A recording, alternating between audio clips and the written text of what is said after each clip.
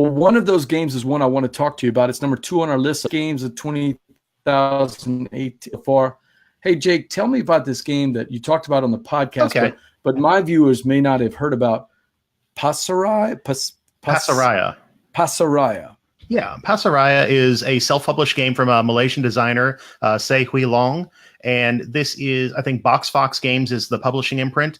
And it is a deck builder that does the most obvious thing you could have ever done in a deck builder. Basically, you're managing a supermarket and you have money cards that you're spending, just like any deck builder. But when you spend the money, instead of going back into your trash pile, it gets spent and then you don't have that money anymore. So it's kind of combination of a deck builder and also kind of an order fulfillment game where you have your own personal supermarket, you're purchasing goods and you're hiring employees and then using those employees to fulfill orders for your goods to bring in more money. Obviously, the goal of the game is to get as much money as you can by the end of the game because that's what a successful business would be in this particular circumstance. But it's so weird to me. And I think back to when I first got into games that were like deck building games, I had to kind of break my mind of when I spend money, it's gone. And now here we are on the other side of that coming back around. And I've got a deck builder that when I spend the money, it's gone. And it's like I have to get reacquainted to doing business in the correct way. We're so used to getting gold or whatever the energy or whatever the resource is and getting it right back into the deck. And you said this basically flips that on its head. Yeah, it does exactly what a game about commerce that is also a deck building game should do. You spend your money to get goods and services so you can get better goods and services and get more money. I've got it. Sorry, Danielle, I've got it thrown up there. What were you going to say? I think it's really neat that you control the rate at which the money you've earned goes into your deck as well. Because when you earn money, it goes to your bank. It doesn't go into your draw pile. And you can at any time on your turn, at the end of your turn, take money from your bank and put it into your draw pile so that you can sort of dilute your resources at the rate that you want, as long as you have money to pull from. As long as you are making a profitable store, you can put more or less money in.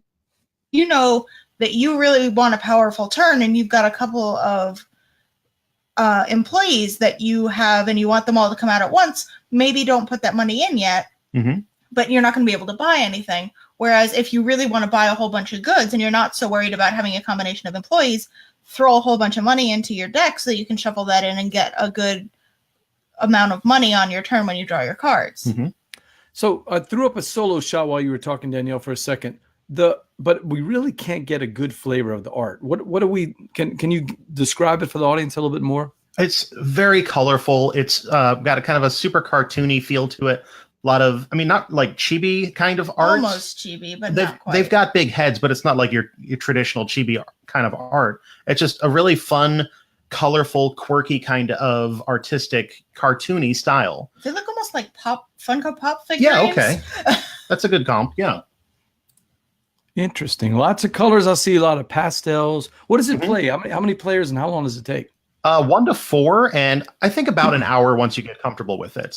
1 to 4 solo game. Yeah, it does have a solo mode in there, and it actually has 2 completely different rule sets. We've played with the basic mode, which is kind of, but there's another mode that is more employee driven, where you're relying more on the action card or the actions that the employees have. There's a different set of cards there. I haven't really had a chance to dig into that yet.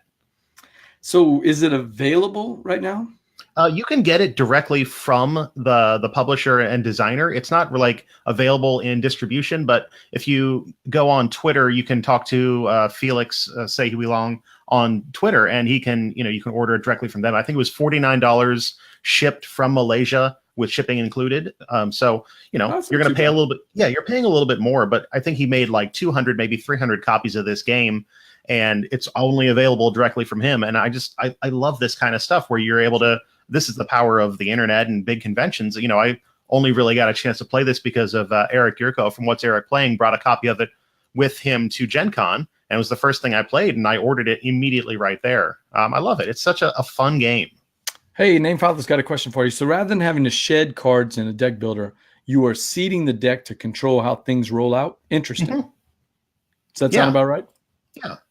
Just trying to decide how much money you want to put into your draw pile is such a constant decision in this game, because any money you get, you're going to have to make the decision to put it in to whether or not you want to have that to then buy stuff on a future turn. Was that Bonus's first appearance on the show? Oh, yeah, there he is. Hey, bonus. And you're naturally going to shed those cards when you spend them. So you've got to keep the flow continuous. Otherwise, you're going to end up with no money and you can get no goods. Cool theme, cool artwork, interesting design, and also directly supporting a young designer out there trying to get his name known. That's Pasaraya. Yeah. Did I say it right? Yep. Yes, you did. Pasaraya. And you can find it on Twitter. I think it actually, Pasaraya is the Twitter handle, if I remember right. Something like that. No, it's his name, Felix Leong, Felix Leong. Okay. And that's how the audience can find it. Yeah.